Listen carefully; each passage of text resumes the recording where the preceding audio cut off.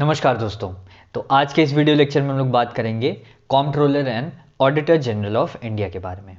तो सबसे पहले हम यहाँ पर देख सकते हैं कि आर्टिकल 148 में हमें दिया हुआ है कि हमारे comptroller and constitution of India में ये दिया हुआ है कि there is an independent office of the comptroller and auditor general of India, CAG। Comment box में मुझे कमेंट करके बताइएगा कि प्रेजेंट CAG ऑफ इंडिया कौन है। ठीक है, ये हमारे जो होते हैं CAG, ये हमारे हेड होते हैं Indian audit and accounts department के। ठीक है, कौन हेड होता है? Indian audit and accounts. Audit से याद रखिएगा, कॉम्प्ट्रोलर CAG हमारे यहाँ के हेड होते हैं। ठीक है, पब्लिक पर्स के गार्जियन इनको बोला जाता है एंड ये एंटायर फाइनेंशियल सिस्टम को होल्ड करते हैं, संभालते हैं यहाँ पर। कौन? CAG, comptroller and auditor general of India. अच्छा, एक चीज़ ध्यान रखिएगा कि ये जो comptroller and auditor general of India ये टर्म है, ये टर्म कहाँ से लिया गया है? Term is taken from USA, sorry England. कहाँ से लिया गया ये टर्म? याद रखिएगा, इंग्लैंड से टर्म लिया गया है। अच्छा, comptroller and auditor general of India की अगर बात करें तो यहाँ पर जो हमारे CAG हैं वो सिर्फ ऑडिटर ही हैं।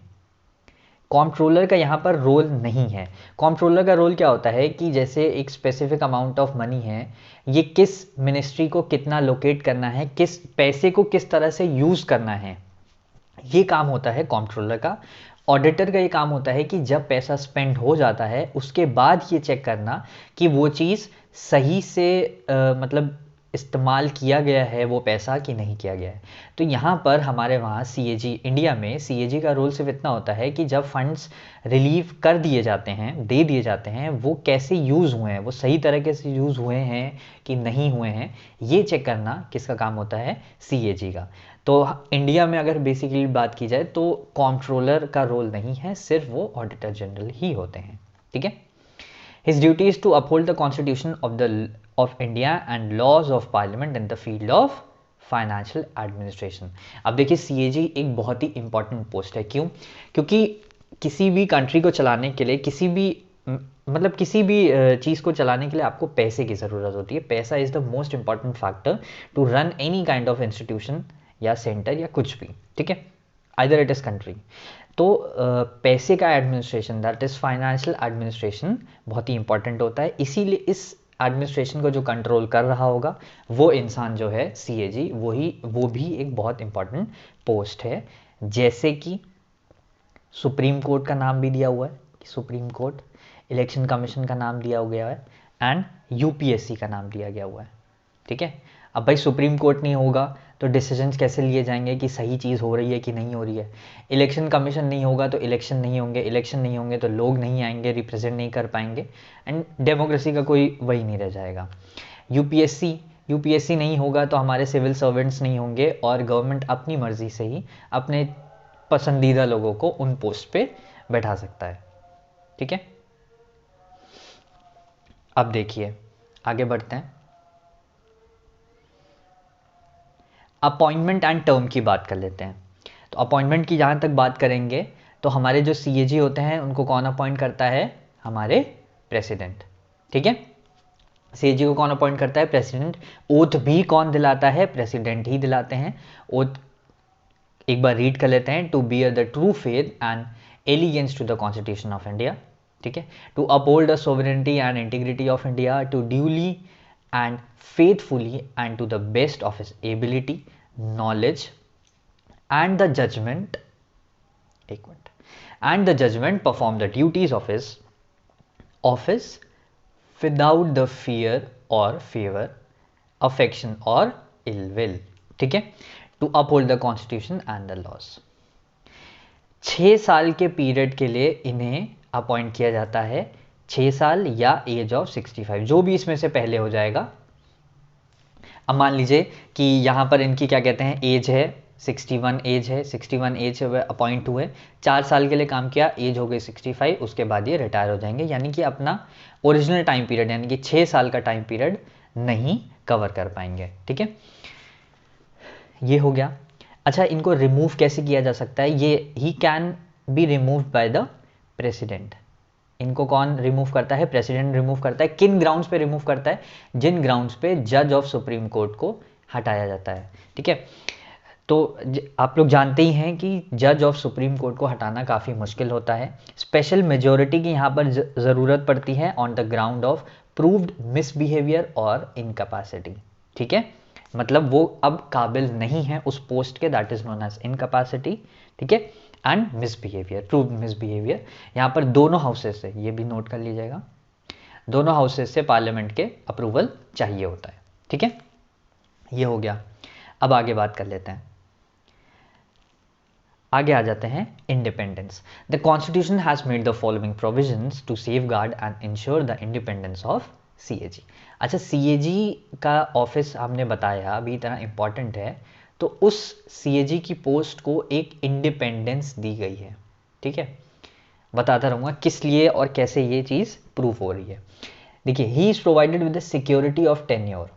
ठीक है, उसके पास एक टेन्योर की सिक्योरिटी है। अब भाई या तो वो 6 साल के लिए अपॉइंट किया जाएगा या वो 65 ईयर्स तक के लिए। ठीक है, और फिर यहाँ पर दिया हुआ है he can be removed by the president only in the accordance with the procedure mentioned in the constitution. ठीक, thus he does not hold his office till the pleasure of the president though he is appointed by him. अब देखिए इसका मतलब क्या है, मान लीजिए हमारी गवर्नमेंट है, ठीक है, एंड गवर्नमेंट को सीएजी से कोई दिक्कत हो रही है।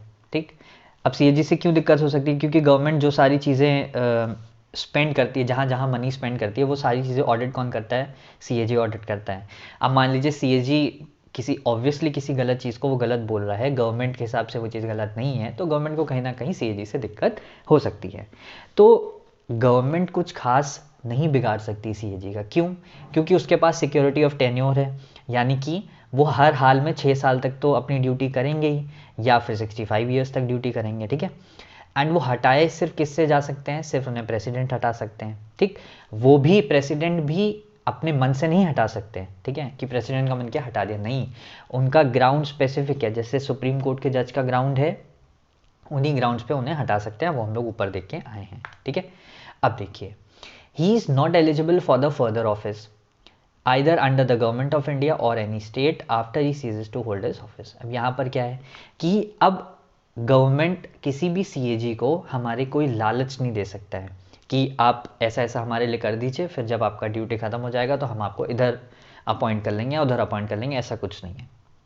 ठीक है, तो सीएजी बिना किसी भेदभाव के अपने यहाँ पर ड्यूटी अच्छे से करते हैं, क्योंकि उन्हें पता है यहाँ पर 6 साल की ड्यूटी है, उसके बाद ऐसा कोई भी लालच उनके काम नहीं आएगा।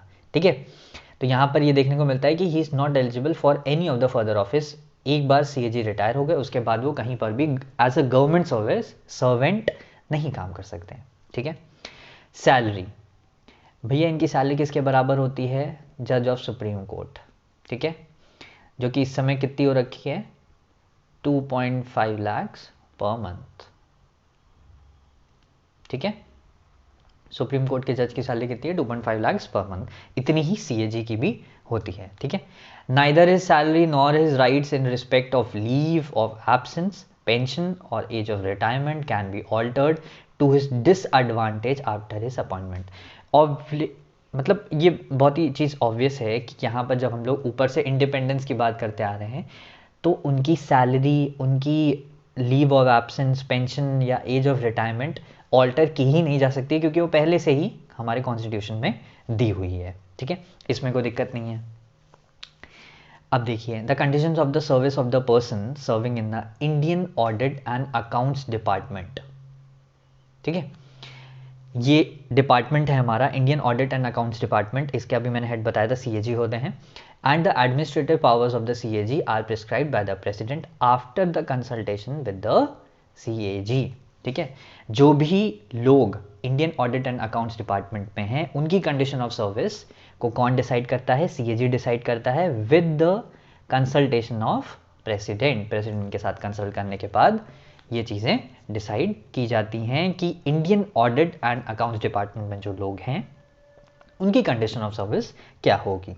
ठीक है, आगे बढ़ जाते हैं। 6 पॉइंट यहाँ पर दिया हुआ है, the administration expenses Administrative expenses of the office of the CAG, including the salary, allowances and the pension of the person serving in that office are charged upon the consolidated fund of India. ठीक है, comment box में मुझे बताइएगा कि कितने types of fund हैं India में. ठीक है, consolidated fund of India article 266 part 1. ठीक है, ये इतना मैंने बता दिया है. इसके अलावा कौन कौन से फंड्स होते हैं ये मुझे ज़रूर बताइएगा कमेंट बॉक्स में कमेंट करके. ठीक, अब देखिए यहाँ लिखा है कि further no minister can represent the CAG in the parliament. CAG को कोई भी मिनिस्टर नहीं रिप्रेजेंट कर सकता है. ठीक है, उसकी रिस्पॉन्सिबिलिटी नहीं ले सकता है. CAG एक इंडिपेंडेंट ऑफिस है एंड एक बहुत इंपॉर्टेंट ऑफिस है. उसको कोई भी मिनिस्टर नहीं रिप्रेजेंट कर सकता है, ना ही उसकी रिस्पॉन्सिबिलिटीज ले सकता है. ठीक, इसमें कोई दिक्कत नहीं है. आगे बढ़ जाते हैं. तो ड्यूटीज एंड पावर्स की बात कर लेते हैं. ठीक है, ऊपर कोई पॉइंट छूट गया क्या? हाँ ठीक है, ड्यूटीज एंड पावर्स.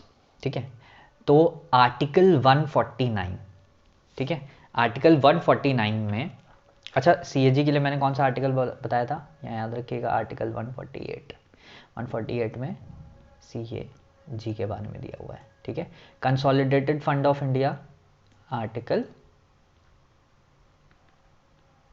266 पार्ट 1. ठीक, अब देखिए 149 में क्या दिया हुआ है, duties and powers of CAG. ठीक, अकॉर्डिंगली, अच्छा देखिए पार्लियामेंट का एक एक्ट आया था, CAG duties powers and condition of the service act 1971. ठीक है, this act was amended in 1976 to separate the accounts from audit in central government. देखिए अब इसका क्या मतलब है, आगे देख लेते हैं, इसके बाद में थोड़ी देर में समझाऊंगा.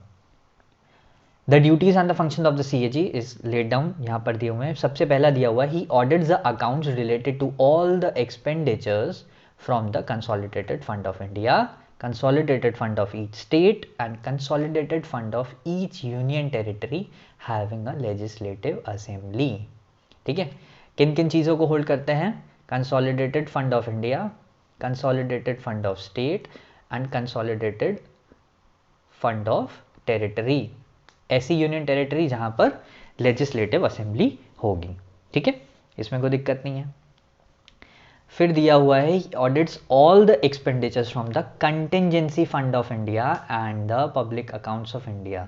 ठीक है, तो अब आपको मेरे ख्याल से आंसर मिल गया होगा कि कितने फंड्स होते हैं. यहां पर लिख देता हूं मैं. ठीक है, तो 3 फंड्स होते हैं हमारे पास. एक होता है कंटिजेंसी फंड ऑफ इंडिया. ठीक है, दूसरा है हमारे पास कंसोलिडेटेड फंड ऑफ इंडिया. अच्छा पूरा ही लिख दूं क्या, शॉर्ट फॉर्म समझ में नहीं आएगा. चलिए यहां पर लिखा ही हुआ है, ये है आर्टिकल 267. ठीक है, consolidated fund of India, consolidated fund of India article 266 part 1, ये मैंने बताया था ऊपर ही अभी. एंड तीसरा है हमारे पास public account of India, that is article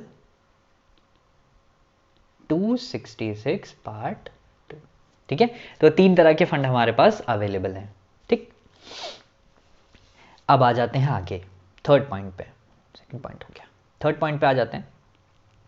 he audits all the trading, manufacturing, profit and loss account, balance sheet and other subsidiary accounts kept by an department of the central government or state government.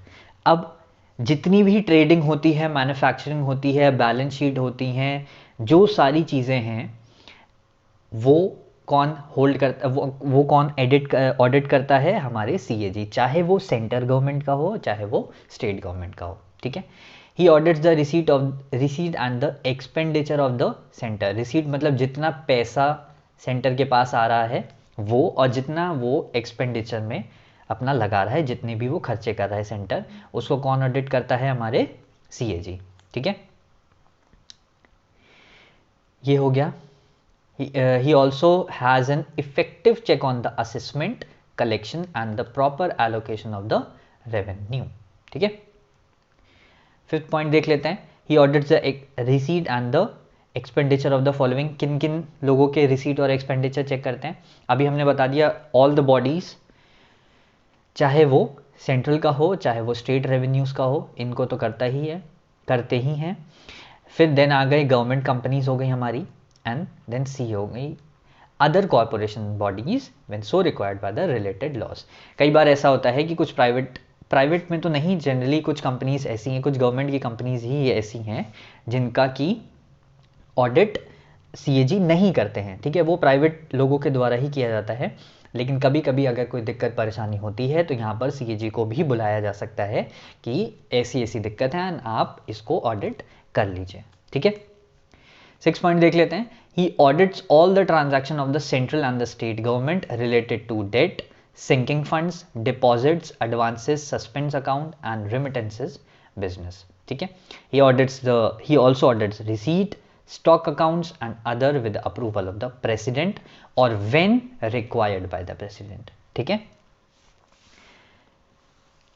7th point यहां पर दिया है कि जब president या governor, अब president जो हैं वो सेंट्रल के लिए करेंगे, है ना, सेंट्रल मैटर में कुछ होगा, एंड जो गवर्नर है वो हमारे स्टेट मैटर में अगर कोई भी दिक्कत होगी तो वहां पर प्रेसिडेंट या गवर्नर सीएजी के पास जाके कह सकते हैं कि ऐसा है, हमारी दिक्कत है, आप इस अकाउंट को या इस मटेरियल को या इस बैलेंस शीट को ऑडिट कर दीजिए, तो सीएजी जो है वो कर देंगे। ठीक है, he advises the president with regard to the prescription of the form in which the account of the centres and the state shall be kept.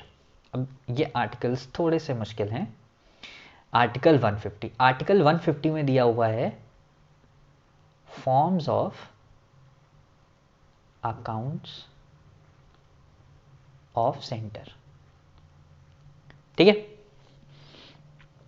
Article 150 में क्या दिया है कि किस prescription of the form in which the accounts of the centre and the states shell be kept. ठीक है, state के और स्टेट्स के और सेंटर के जो फॉर्म ऑफ अकाउंट्स हैं उसके बारे में हमें किस में दिया हुआ है? आर्टिकल 50 के बारे में। ठीक है, ये बेसिकली प्रेसिडेंट को एडवाइस करते हैं कि जिन फॉर्म्स में अकाउंट होने चाहिए for centre and state, that is given in article 150। ठीक है,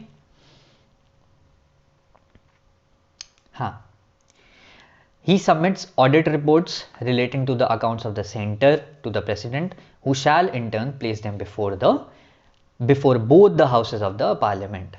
अब पार्लियामेंट के सामने जो ऑडिट रिपोर्ट्स दी जाती हैं वो कौन प्रेसिडेंट को देता है? सीएजी सबमिट करते हैं। ठीक है, इसमें कोई दिक्कत नहीं है। Then he submits his audit reports relating to the accounts of the state to the governor. ठीक है, अभी याद रखना आर्टिकल 151 दोनों के लिए है। स्टेट की रिपोर्ट किसे दी जाएगी? गवर्नर को दी जाएगी, एंड सेंटर की रिपोर्ट किसे दी जाएगी? प्रेसिडेंट को दी जाएगी। ठीक है, इसमें कोई दिक्कत नहीं है। ठीक, अब देखिए 11 पॉइंट दिया हुआ है, he ascertains and certifies the net proceeds of any tax और ड्यूटी। नेट प्रोसीड्स क्या है कि जितने जो भी टैक्सेस हमारे पास टोटल हमारी इनकम हुई है, एंड उसके बाद हम लोग सैलरीज देते हैं।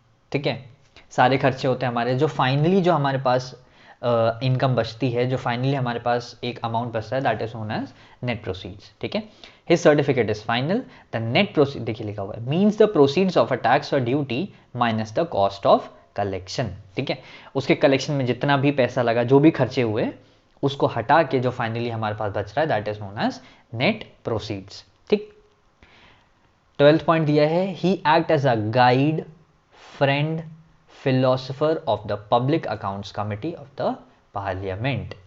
ठीक, अब देखिए 13 पॉइंट दिया, he compiles and maintains account of the state government. 1976 में ये कहा गया था कि he was relieved from the responsibilities with the regard of the accounts of the central government, यानी कि सेंट्रल गवर्नमेंट के जो अकाउंट्स थे उनसे 1976 में सीएजी को हटा दिया गया था। ठीक है, सीएजी को कहा था कि हम ये सेंट्रल गवर्नमेंट के जितने भी मेंटेनेंस जितने भी अकाउंट्स हैं उनकी मेंटेनेंस की अथॉरिटी वहाँ से हटा दी गई थी। सीएजी को इस चीज़ से रिलीव कर दिया गया था। सीएजी सिर्फ अब किसको देख रहे थे, सिर्फ स्टेट के अकाउंट्स को ही देख रहे थे। ठीक है, अब देखिए यहाँ पर हमारा सीएजी जो है वो 3 तरह की रिपोर्ट देते हैं। पहली होती है ऑडिट रिपोर्ट, ये क्वेश्चन पूछा गया है। Then it is appropriation report and third is audit report on finance या फाइनेंस रिपोर्ट। ठीक है, ये 3 तरह की रिपोर्ट यहाँ पर दी जाती है, याद रखिएगा। हमारे पास 3 तरह की रिपोर्ट कौन सी है, audit, finance and third is appropriation. ठीक है, ये हो गया। और किसको सबमिट की जाती हैं, ये पब्लिक अकाउंट्स कमेटी को सबमिट की जाती हैं। प्रेसिडेंट को दी जाती हैं, तो प्रेसिडेंट क्या करते हैं, इनको बोथ हाउसेस में रिप्रेजेंट करते हैं। फिर पब्लिक अकाउंट कमेटी जो है वो इसको एग्जामिन करती है कि ये सारी चीज़ें, ये सारी फाइंडिंग सही है कि नहीं है। ठीक है,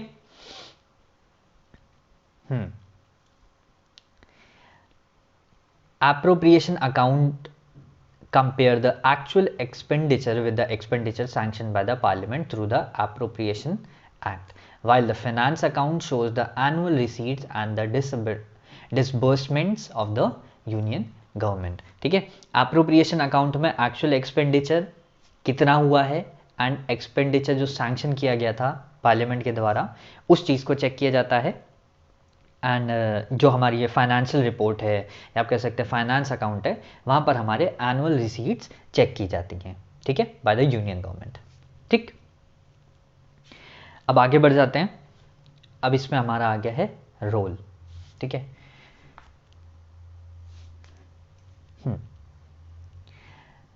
तो इसमें ऐसा करते हैं कि हमारा रोल बच रहा है एंड देन इसके बाद वाला टॉपिक हमारा बचेगा सीएजी एंड उनके कॉरपोरेशन जो भी कंपनीज उनके अंडर आती हैं। ठीक है, देन हमारा एक लास्ट टॉपिक बचेगा एप्पल बाय के क्रिटिसिज्म थे हमारे पास। ठीक है, कि उन्होंने इस पोस्ट को कैसे क्रिटिसाइज किया था। तो ये 3 टॉपिक हमारे बच रहे हैं, ये 3 टॉपिक हम लोग अपने सेकंड पार्ट में कंप्लीट कर लेंगे। ठीक है, तो आई होप ये सारी चीज़ें समझ में आई होंगी। जो चीज़ें मैंने पूछी थी कमेंट में, आप प्लीज़ उसको मुझे बताइएगा कमेंट करके। ठीक है, आई होप ये चीज़ें समझ में आई होंगी। जो चीज़ें भी डाउट हो आप प्लीज़ उसे कमेंट बॉक्स में कमेंट करिएगा, मैं ज़रूर पूरी कोशिश करूँगा कि मैं आपके डाउट्स क्लियर कर पाऊँ। तो फिलहाल आज के लिए इतना ही, थैंक यू।